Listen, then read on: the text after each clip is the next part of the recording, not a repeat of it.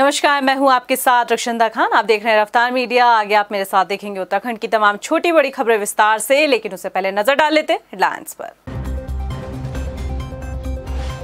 उत्तराखंड में मानसून की दस्तक के बाद से पहाड़ पर आफत की बारिश, नदी नालों का जल स्तर बढ़ने से अलर्ट मोड पर जिला प्रशासन, लोगों से सतर्क रहने की अपील। शिक्षा की गुणवत्ता पर धामी सरकार का फोकस, सरकारी स्कूलों में घट रही छात्रों की संख्या पर जताई चिंता, 10 साल में 1000 से ज्यादा सरकारी स्कूल हुए बंद। प्रदेश में डिजिटल राशन कार्ड बनाने की कवायद तेज, 82% बने डिजिटल कार्ड, बायोमेट्रिक के जरिए कार्ड धारकों को मिल रहा है राशन।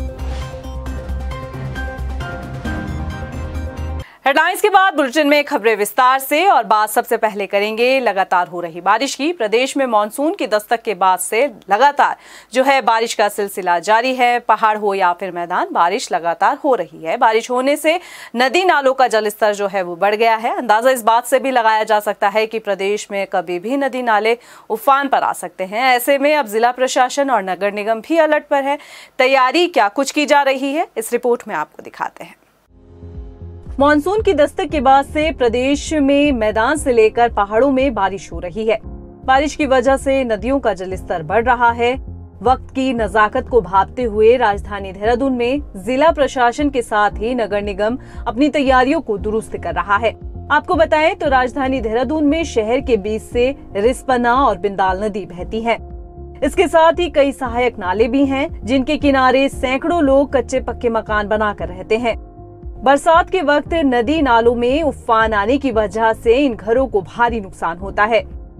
नदी नालों में आया पानी जान माल पर बनाता है। पिछले कई सालों के हादसे से वाकिफ नगर निगम वक्त से पहले अपनी सभी तैयारियों को मुकम्मल करने का दावा कर रहा है। नालियों से अगर किसी प्रकार की बारिश में उनमें कूड़ा इकट्ठा हो जाने की शिकायत आती है तो उस पर भी हम लोग टीम भेज के लगातार इन सब सफाई का कार्य कर रहे हैं। इसके अतिरिक्त जहाँ पे जल भराव की स्थिति उत्पन्न होती है, ऐसे कई सारे लो लाइंग एरियाज हैं जहाँ पे निकासी, पानी की निकासी ना होते हुए भी भवनों के निर्माण हो गए हैं। तो ऐसी जगहों पे निगम के द्वारा पिछले वर्ष भी बोरिंग का और सेप्टिक सोक टैंक्स का ये निर्माण किया गया था। तो ओवरफ्लो वाटर को जो है उसको टेक केयर करने के लिए, और इस साल उन सब जगहों पे टेस्टिंग भी करी जाएगी। इस चीज को देखा जाएगा कि कितना कारगर वो साबित है। एक तरफ जहां नगर निगम अपनी तैयारियों को दुरुस्त करने की बात कहता नजर आया, तो वहीं जिला प्रशासन भी हरकत में है। प्रदेश में मौसम विभाग से जारी भारी बारिश के अलर्ट के बाद एडीएम कृष्ण कुमार मिश्रा ने खुद मोर्चा संभाला। एडीएम ने चुनाभट्टा से गुजरती रिस्पना नदी का निरीक्षण किया। एडीएम साहब ने और हम लोगों ने, पूरी टीम ने वहाँ पे उसका भ्रमण भी किया कि अगर जो है कोई ऐसी स्थिति उत्पन्न होती है तो उनको वहाँ पे रखा जा सके। जिला पूर्ति अधिकारी और नगर निगम का जो प्रशासन है, अब चूँकि अभी जो अलर्ट था वो अलर्ट उनके द्वारा वापस ले लिया गया है कि अभी फ़िलहाल ऐसी भारी बारिश की सूचना आज नहीं है।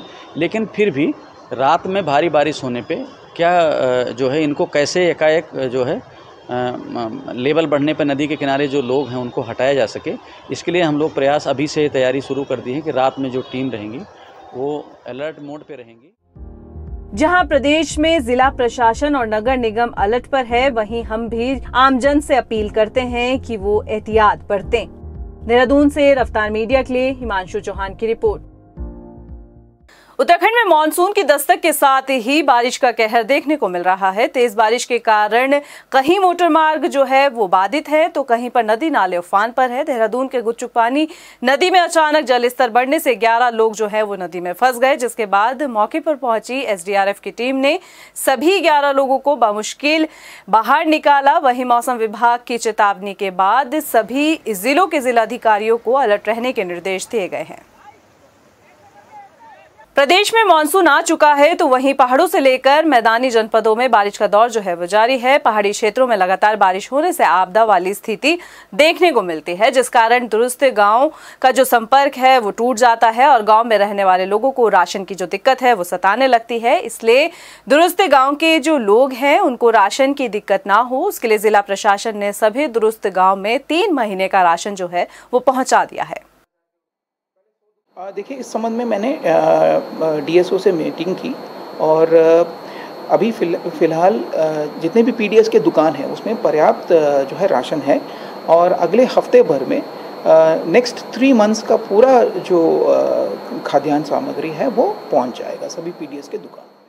आज की खास रिपोर्ट शिक्षा पर है। प्रदेश में शिक्षा की गुणवत्ता को बेहतर बनाने के लिए सरकार लगातार प्रयास कर रही है। शिक्षा में सुधार के साथ ही सरकार सरकारी स्कूलों में कम हो रहे छात्रों की संख्या पर भी विचार कर रही है। शिक्षा के स्तर में सुधार के लिए सूबे के सीएम पुष्कर सिंह धामी खुद आ गया है। शिक्षा की गुणवत्ता के लिए शिक्षा विभाग के अधिकारियों से भी सवाल किए गए हैं। इसलिए दर्शकों को ये समझाना जरूरी हो जाता है कि प्रदेश में सरकारी स्कूलों के हालात कैसे हैं।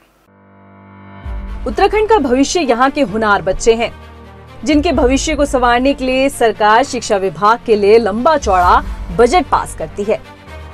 कहा तो ये भी जाता है कि प्रदेश का शिक्षा विभाग सबसे बड़ा विभाग है। जितना बड़ा ये विभाग है उतना ही इसका खर्च भी। राज्य के गठन के साथ ही मैदान से लेकर पहाड़ तक शिक्षा की गुणवत्ता को लेकर कई प्रयास किए गए। मकसद है कि मैदान के मुकाबले पहाड़ का बच्चा भी सशक्त हो। इस सशक्तिकरण के लिए सरकार किसी भी दल की हो, लेकिन प्रयास लगातार किया गया।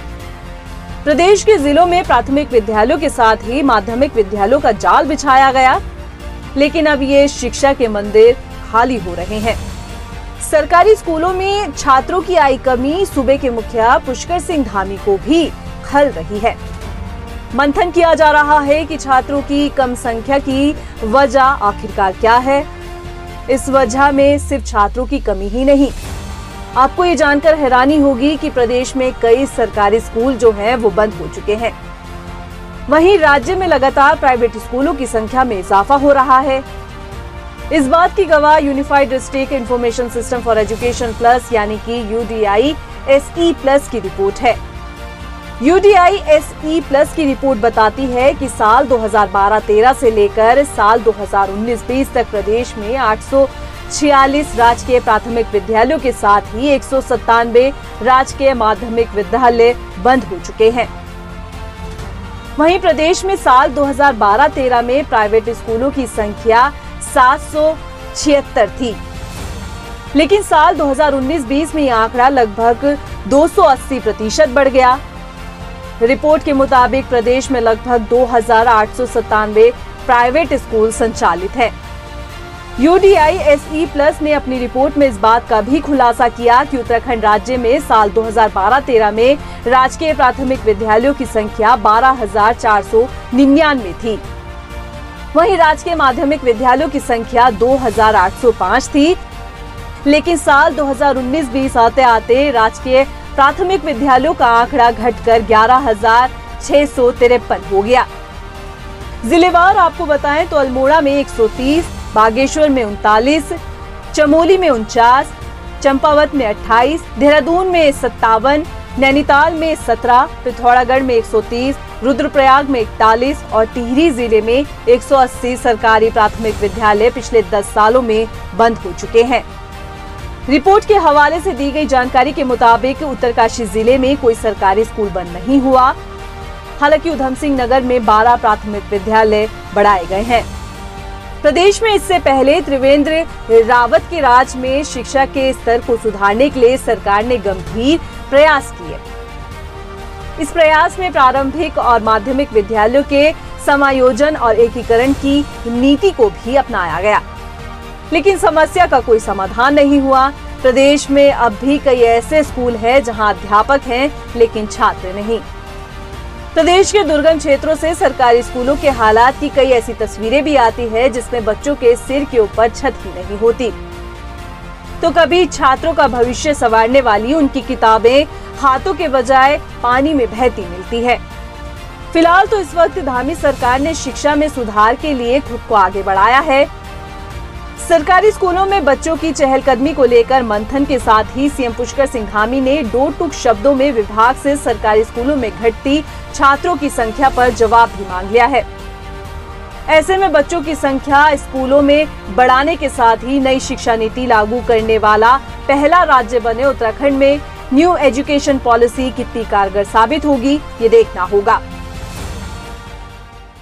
प्रदेश में डिजिटल राशन कार्ड बनाने की कवायद जो है वो तेज हो चुकी है, तो वहीं अब ज्यादातर राशन कार्ड धारकों को बायोमेट्रिक के जरिए राशन दिया जा रहा है। देहरादून जिला आपूर्ति विभाग के मुताबिक जनपद में करीब 82% राशन कार्ड धारक जो है वो राशन ले रहे हैं।